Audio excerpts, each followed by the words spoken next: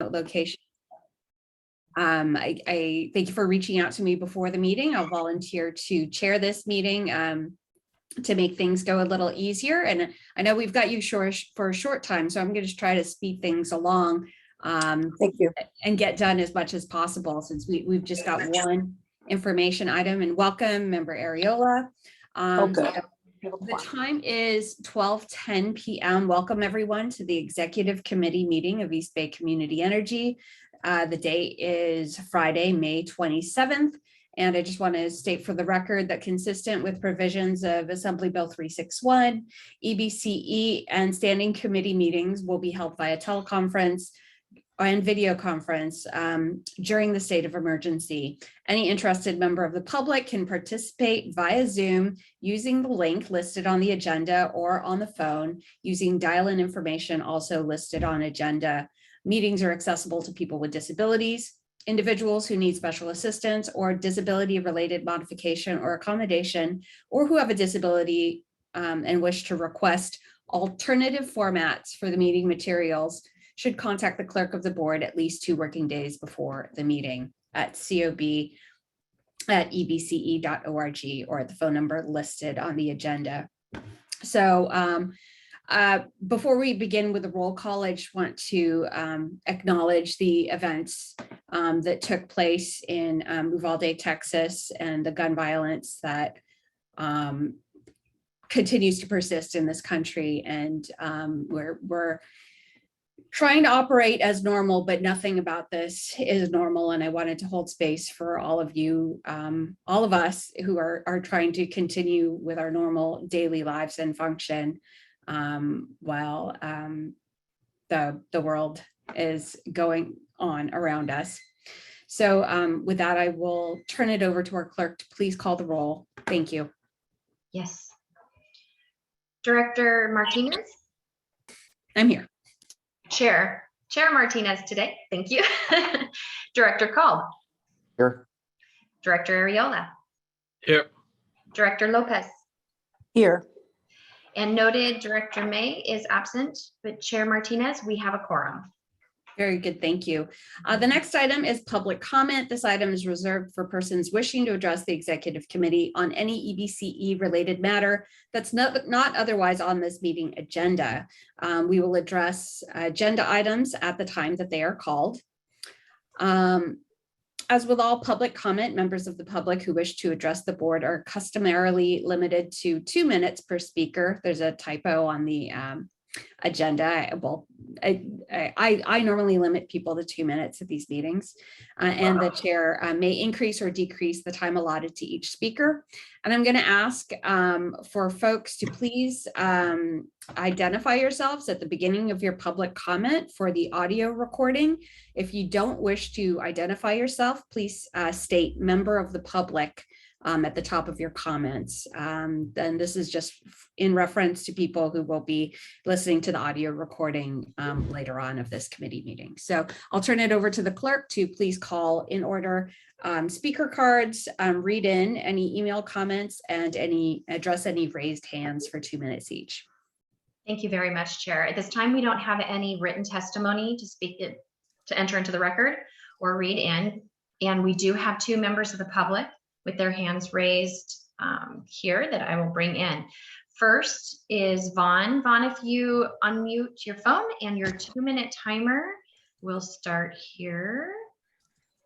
You can hear me, right? Yes, we can hear you. Okay. My name is Vaughn Wolf. I live in Pleasanton for identification. I'm sure your staff's probably looking into it, and I hope hopefully that's the case. The thing that I'm going to be pushing is that EBCE start looking at how home grids or microgrids can be established in the district, and what that's going to affect the company or the business model and all that kind of stuff.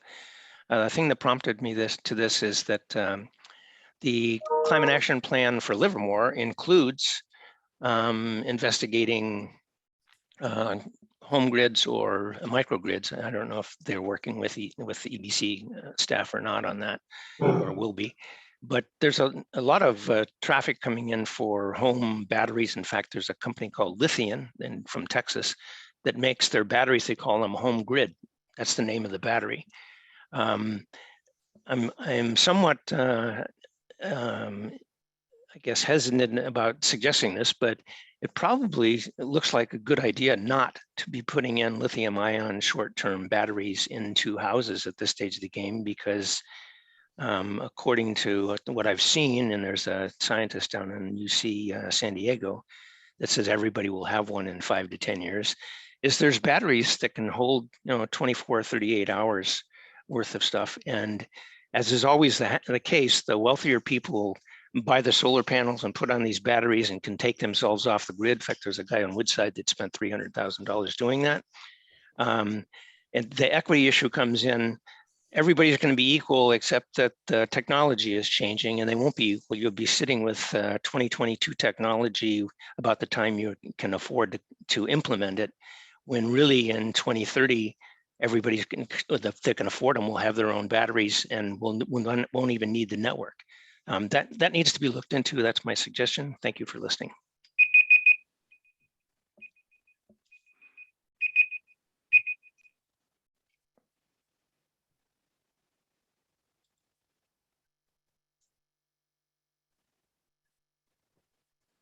Okay. Now, B. Beekman, you're coming in. If you unmute yourself, your timer will start. Hi, thank you. Blair Beekman here, member of the public. Thank you for that introduction. Sorry, my thing is resetting you here. You'll get your full 2 minutes. Hold on. Thank you. Yes.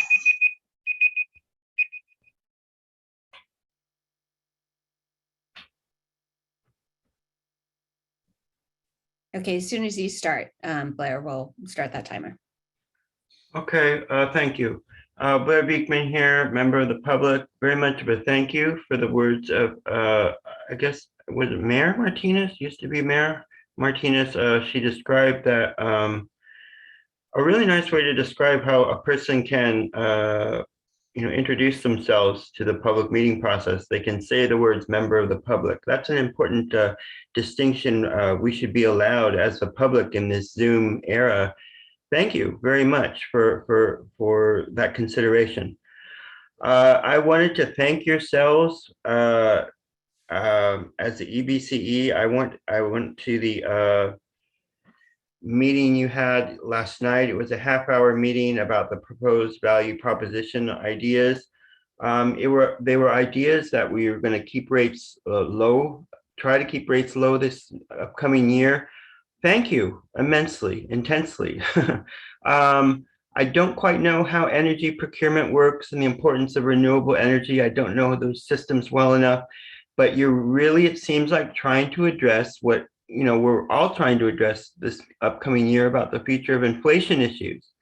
And you're taking it head on. And I think not only can you create a good example as to kind of create a Band-Aid for inflation worries that we're having next year, I'm hoping it can actually work as an example to avoid the future of inflation in the next year, and can be an example to other economic realities and economic patterns that we don't have to raise our prices.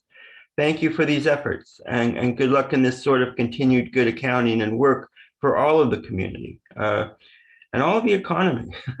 Thank you. And a quick reminder from the comment of the previous caller, for as much as we're going to be thinking about a battery storage future, I hope we really also be considering the worker rights for all the people who are mining those minerals that we put in our future batteries. Thank you.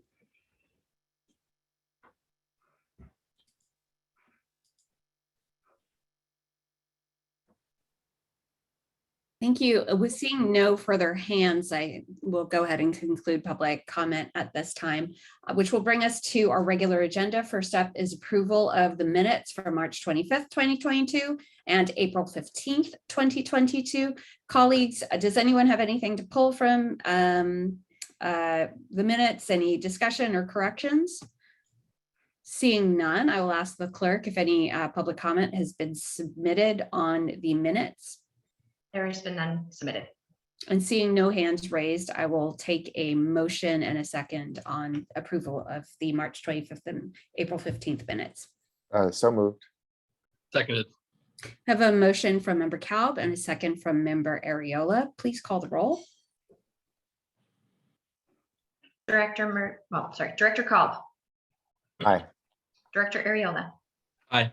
Director Lopez, Aye. Chair Martinez. Aye. Motion passes unanimously. Thank you. That will bring us to the presentation that we have today, which is the voluntary allocation market offer. I will just let staff know that I've heard from 2 members of this committee that they are time limited. So if there's anything we could do to have a quick presentation while we still have everyone, I would encourage that. Thank you. And I'll cede the floor at this time to staff for the presentation. So I will be giving the presentation, and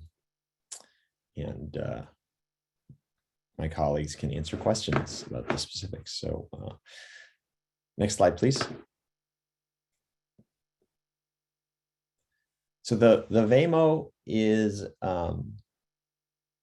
a somewhat inelegant acronym to reflect what we have talked for some time about resource allocation. So, for some time we've had robust discussion about certainly the nuclear allocation, which was a challenging item, but also the large hydro allocation, which is something we have moved on finally to start allocating the renewables out of the utility portfolios to CCAs.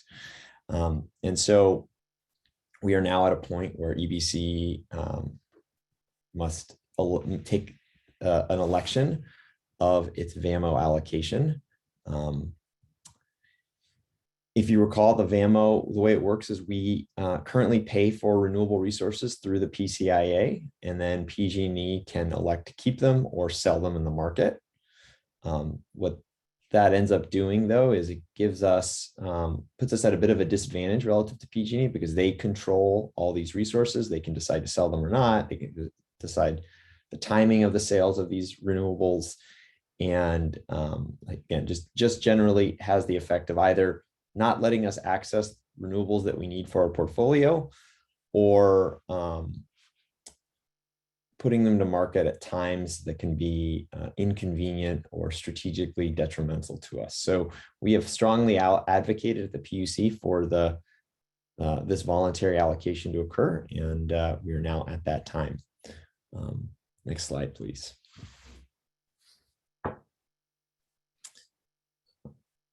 So the way the VAMO works is, if for every megawatt hour that we take, we will see a reduction in the overall PCIA for all PG&E CCAs, and then EBCE would pay PG&E the commensurate dollar value market price benchmark. So it's sort of it ends up costing the same. It's just, you're paying for it through a procurement cost instead of seeing our customers pay for it through the PCIA. But net customers are indifferent. Next slide, please. So there are a mix of different VAMO resources. There are short-term and there are long-term. One of the reasons the long-term is so important, though, is CCA, all load-serving entities, face a long-term RPS requirement where 65% of our renewables, or 65% of renewables up to the RPS, must be contracted from long-term resources. And so for us, one of our challenges in complying with that obligation has been many of our long-term contracts have just not yet been built yet. We do have our 2 wind projects and 2 solar projects that are operating, but we have many more contracts that we have signed but have not yet come online. And with some of the delays that we're seeing due to supply chain and tariff issues, it's creating some growing risk that our projects alone may not produce enough to fulfill our 10-year obligation. So, in comes the voluntary allocation to help us balance our regulatory requirements, but also generally help us manage the significant amount of renewables that we need to be buying over the course of the coming years. So these long-term contracts are associated with renewables that PG&E has procured under long-term contracts. So these are wind and solar projects predominantly across the state that entered into power purchase agreements with PG&E prior to EBCE forming. The short-term projects are just that. They are also from projects, but they are under shorter-term contracts. Next slide, please. So this is while the negotiations around the VAMO have been going for some time, we're now on a very expedited schedule. And we were informed just a few weeks ago that what the VAMO amounts would be.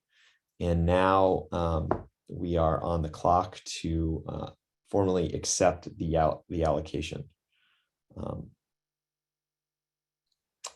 And so that kind of leaves us here where we wanted to sort of present on the process and sort of the next steps. Next slide, please. Oh, I sort of spoke to this. This is the long-term RPS and SB 350. So, this is one of the drivers of the benefits of taking the VAMO is positioning ourselves for compliance with the long-term obligation in the RPS. Next slide, please.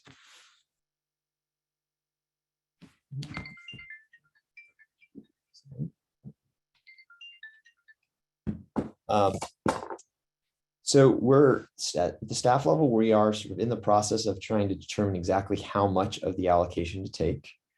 But kind of our anticipated position is that we will want to take the full allocation for the long-term resources and assess how many, if any, of the short-term resources we want to take. This decision does need to be made here in pretty short order. And so we wanted to bring this here as a discussion point, just to sort of let you know this is where we are, this is what we intend to do. Because this is a regulatory action, not so much a procurement action. There's some open question as to whether or not, strictly speaking, we're obligated under our procurement policies to seek board approval. Because again, this is a regulatory allocation where payment has to do kind of implicates the PCIA as opposed to signing a power purchase agreement. And so, I did want to bring this as a discussion point, confirm that one, there's general comfort with this kind of allocation process, and also confirm that staff should just move forward with our delegated authorities to determine exactly how much of the allocation to take, or conversely, whether we should take it to the board at our upcoming meeting.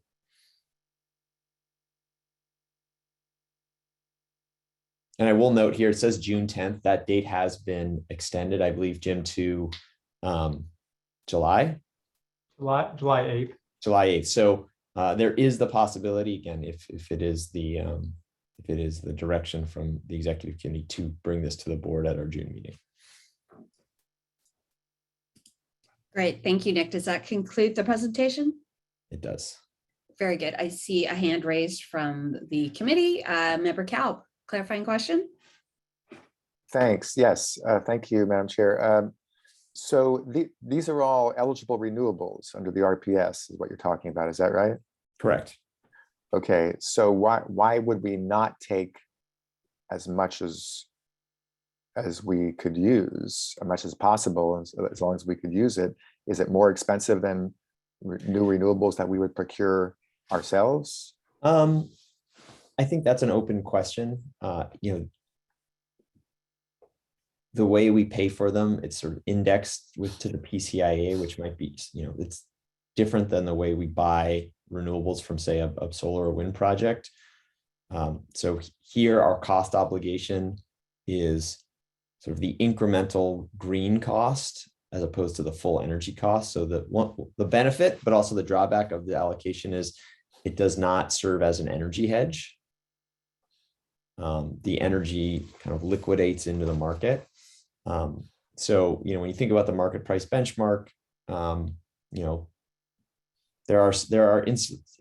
have operating renewable projects today that we signed, and given current high prices, where the effective rec cost is below what the market price benchmark is.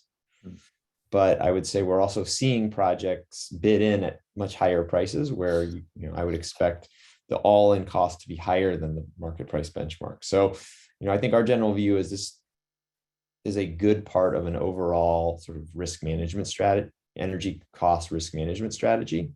And, but we are generally speaking, at least for the long-term resources, recommending or thinking we want to take the full allocation.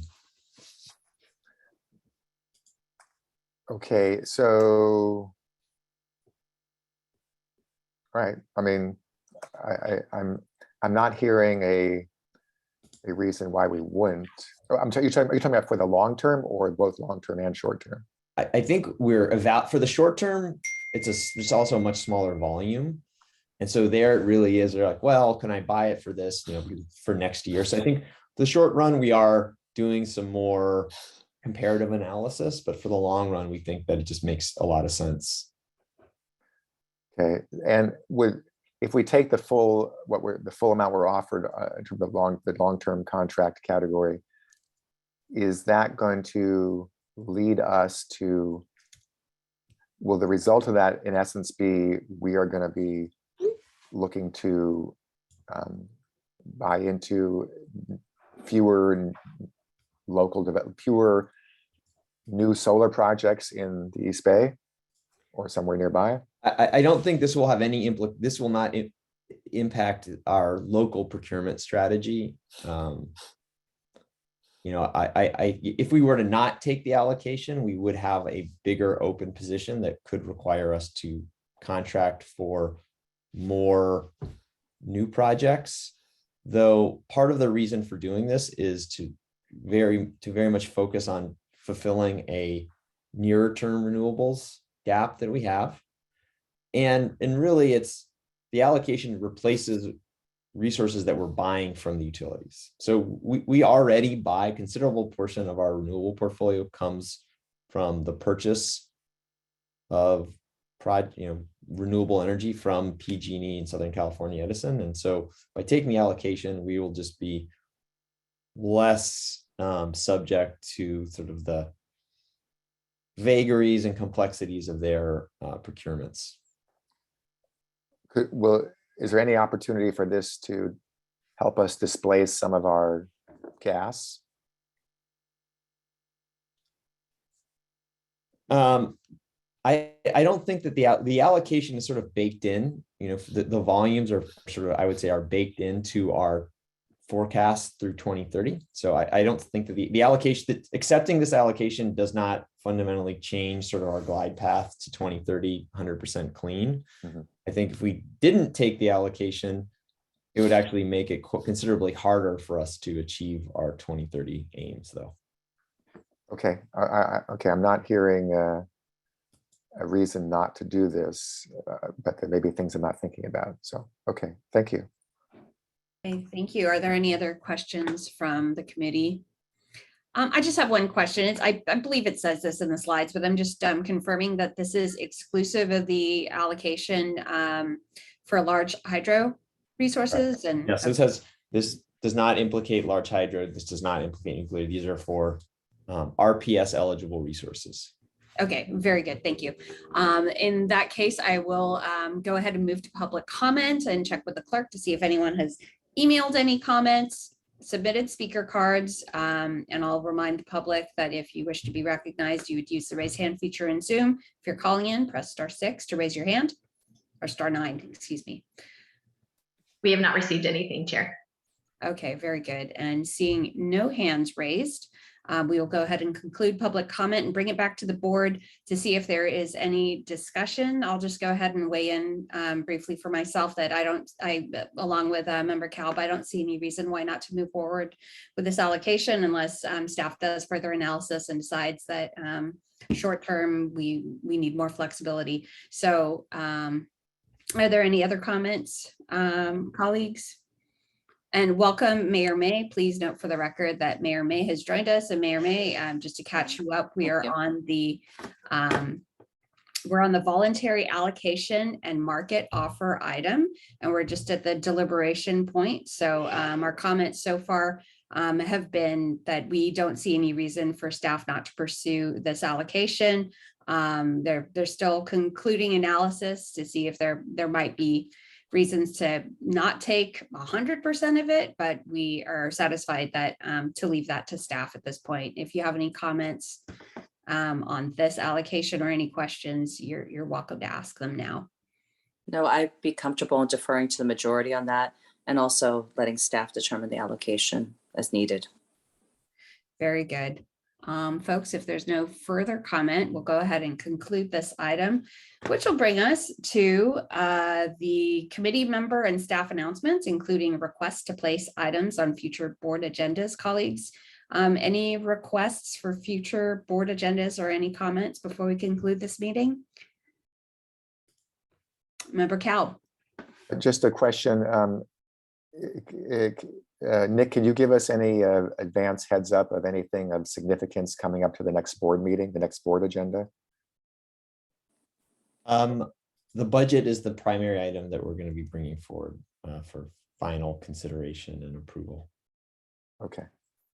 And you're making a few adjustments based on the comments you heard at the last meeting? Yeah, so the major adjustment that I heard was to add some incremental funds to the community innovation grant, and then we are also. I think it was $400 billion more. Yeah.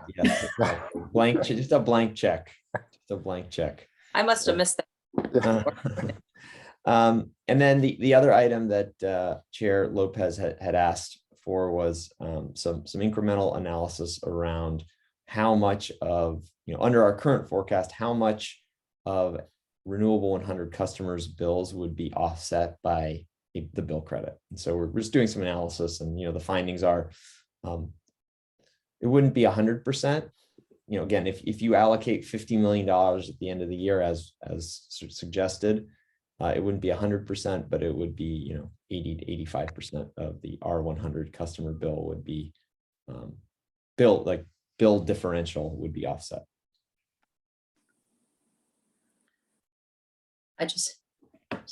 Go ahead, Mayor. Sorry, I just had a general question also and I know that we had the Senate bills updated. I was going to say, I know that a lot of things were passed and rejected and passed yesterday. So if there's any significant legislative impact, I'd like to just make sure we cover that too. I don't have anything specific. I know that it will be covered. Okay. I know we usually cover that anyways, but it's just good to know because I think it was yesterday was the deadline. So. And if we're short on time, Nick, feel free to put that into your CEO report. Okay, we'll do. As an information item. I just read that we have a new Speaker of the Assembly. Oh, who is it? Rivas. Oh, was not aware. I guess it just happened today. Dan, you're on mute. Aren't there two people named Rivas? From Hollister, Assembly member. Oh, Rivas. yeah, I know him. I met him once. He's a good guy. That's interesting, huh? Yeah. Huh. Wow. Always exciting, I guess. Wow. Yeah, did not know. All right, thank you, everyone. If there's no further comment on this item, we will move to adjournment. The time is 12:39 p.m. and we will be back together on Friday, June 24th at noon. Thank you, everyone. Have a good day.